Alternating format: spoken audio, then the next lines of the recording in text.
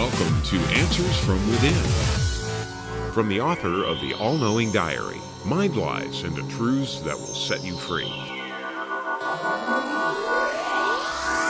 Hello and welcome back to Answers from Within. I'm Daniel and we have our guest, Neil. Hello, Neil. You're back for more. Hi, Daniel. Yes, I am. Now tell me, what is your question today? So it's about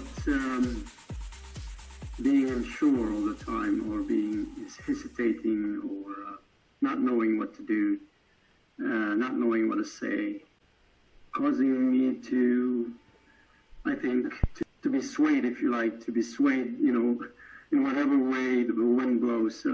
When someone says something on one side, I say, "Oh, that's okay. That looks good." And then another person says the opposite, and I'd say, "Oh, yes, that seems okay as well."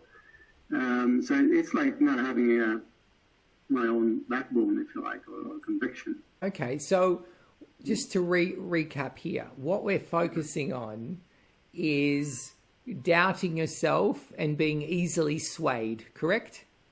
Mm-hmm. Yes. Okay, what came up immediately was you hate to be hated. No. Are you aware of that? Maybe. And now that you mention it, something up. Yes, it often takes it to be brought to your attention to go, yes, now that you come to think of it, that is exactly right now. Yeah.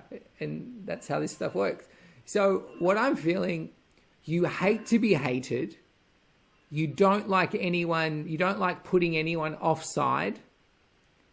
And the reason is because if you feel you've put somebody offside, you feel you must be wrong. And we're going to go down that little rabbit hole, okay? For you to feel wrong is it's like one of the biggest insults someone could ever say to you, I'm feeling. Because of what you make it mean. For you, being wrong means not only that you've missed something which you don't like, but it means that you don't fit into society. And feeling like you've missed something has you feel even more that you don't fit into society. If I'm wrong, then I don't belong here. And you don't want to feel any of these things. So you take a very kind of swinging in the breeze stance, like a tree that can blow in the breeze either way.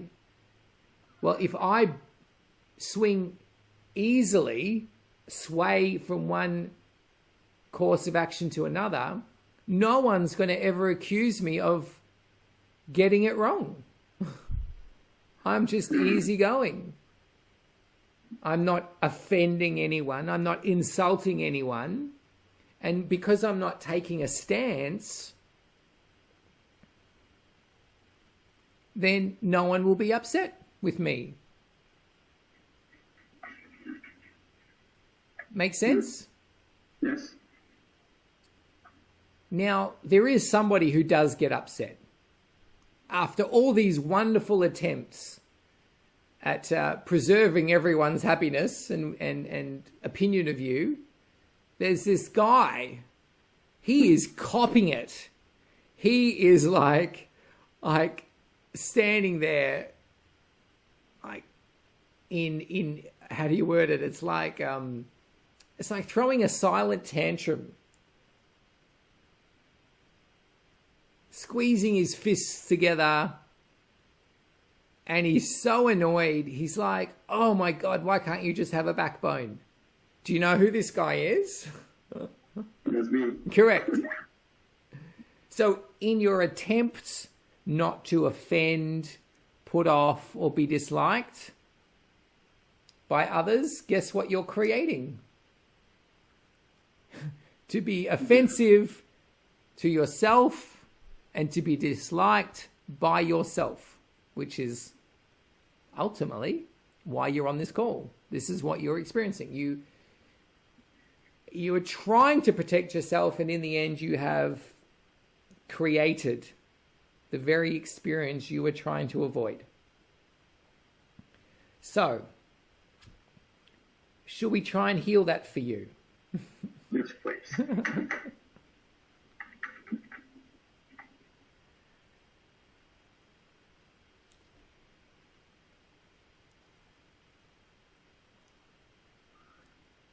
A lot of this, as I said earlier, comes down to, I think I need to fit in.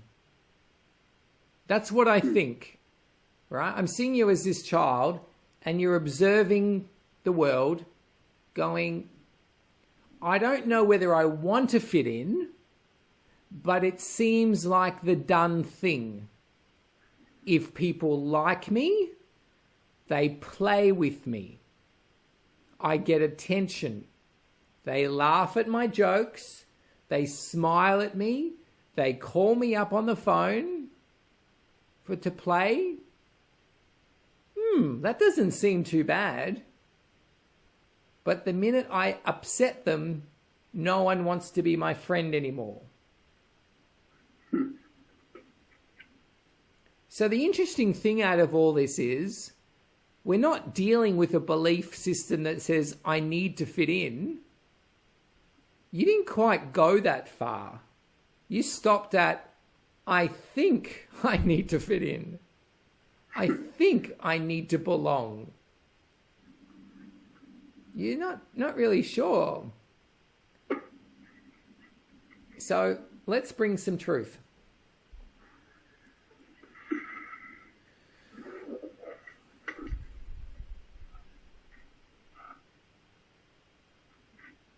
Truth is, people would have played with you either way, whether you were trying to fit in or not trying to fit in. And I tell you why. People like new ideas. Yes, people like to be agreed with.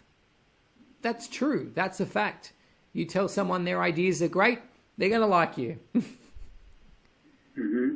But what isn't spoken about as much is something else people really like.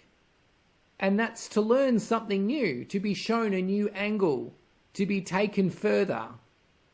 People like new ideas. Mm-hmm. And you are full of new ideas.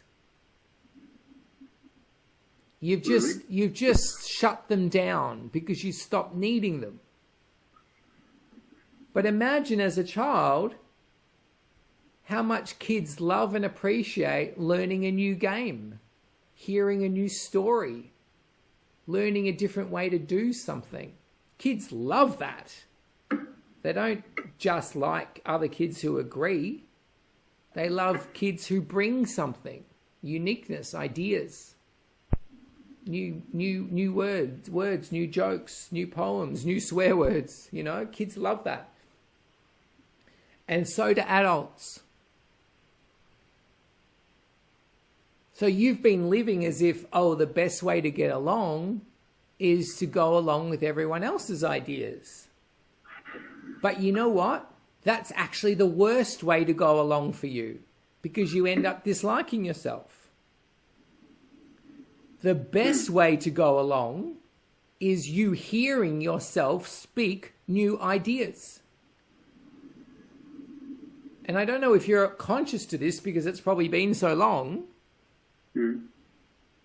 You get really excited when you hear yourself saying new ideas.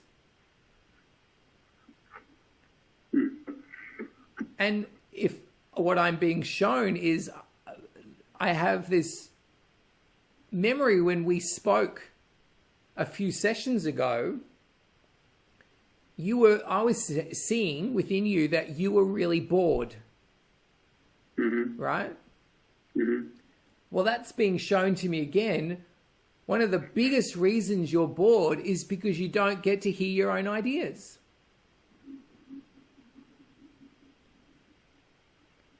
And you would say that again?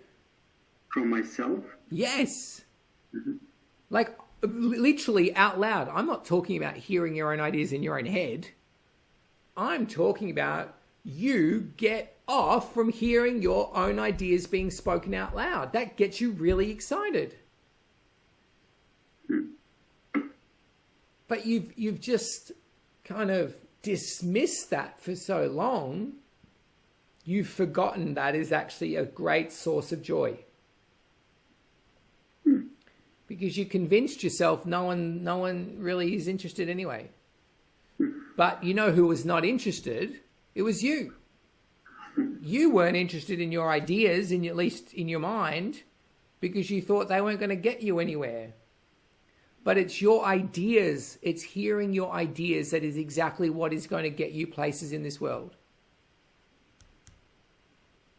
And if I recall, in the last time we spoke, it was your life purpose to help others find joy in their joyless life. Yes. Your ideas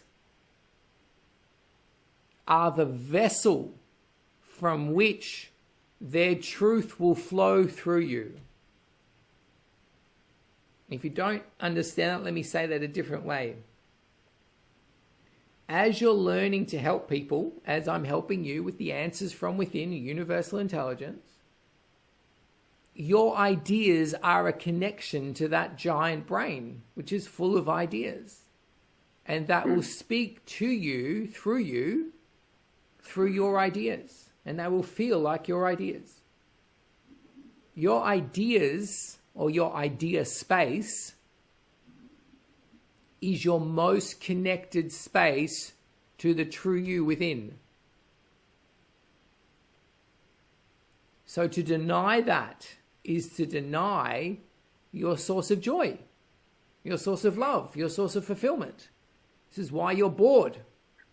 You've gone to your essence, your true self, your spirit, and said, "No, I don't need you." It's like, yeah, yes, you do. You're going to live a very boring and dull life without me, and it will be shorter than it needs to be also without me. So you better bring me back. So what you need to do from this point on, Neil, is start practicing sharing ideas. And it's as if nobody else is in the room. You're not sharing ideas to get validation from other people. That's just another bullshit thing that's going to get in your way. You're sharing ideas to hear them from yourself. So it doesn't matter whether anyone hears them. It doesn't matter whether anyone likes them or criticizes them or compliments them. All that matters is that you're hearing them. It's you. It's just you. It's just you in this world. No one else. Share your ideas because you want to hear them. And if I recall once again, you were on a self-love mission. This is part of your self-love. To gift, and give yourself the experience of hearing your own ideas.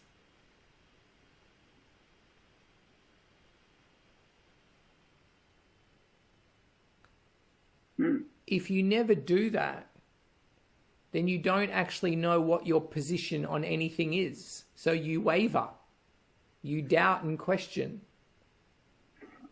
But as you start allowing your own ideas to come up, you will know far more clearly, actually in no uncertain terms I'm hearing, of what your position and stance is. Your ideas count, Neil. They're so important.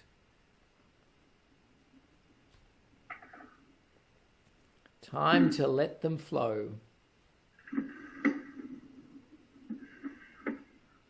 You were given this gift of ideas. You let that in. It is a gift. Your ideas are a gift. It's one of your skills. You might not think you have many. And it doesn't even matter how many you have. Because this is a gift that brings everything. Wealth, health, fulfillment, happiness, joy. It all comes from this one gift. Well, it comes from allowing this gift out. How about that?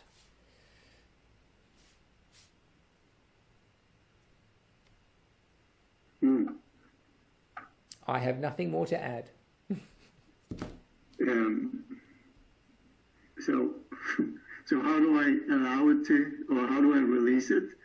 When it is obviously, well, from my point of view anyway, is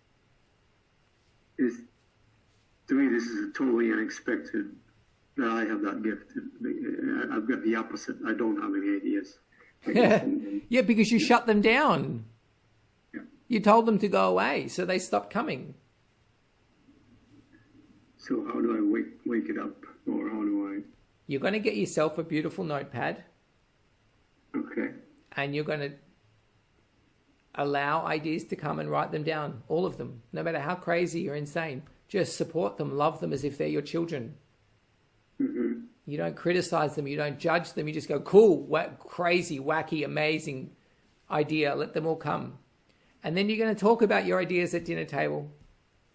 You're going to talk about your ideas at meetings. You're going to sit at work with your notepad full of ideas, and you're going to write more ideas. And you're going to say them out loud to yourself. And then that will start the process going.